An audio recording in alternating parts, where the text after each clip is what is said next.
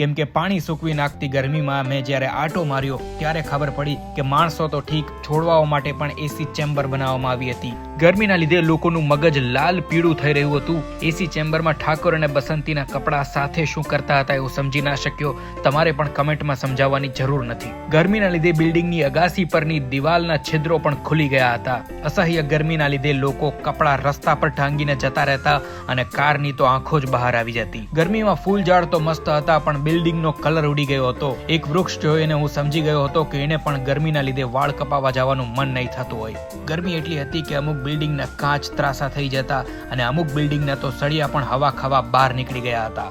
બિલ્ડરે બિલ્ડિંગને લાકડીના ટેકે ઊભી રાખી હતી, કદાચ ગરમીના લીધે બેભાન ના થઈ જાય. ગરમીના લીધે બિલ્ડિંગને ગ્રીન કપડું ઓઢાડવામાં આવતું અને સિગ્નલ પર પણ સરકાર ગરમીથી બચવા ગ્રીન કપડાં પહેરવાની સલાહ આપતી. ગરમીથી બચવા મેં પણ નાનકડો ઉપાય કર્યો હતો અને આઈ એમ શ્યોર ગરમી તમારી પણ સગી તો નહીં જ થતી હોય.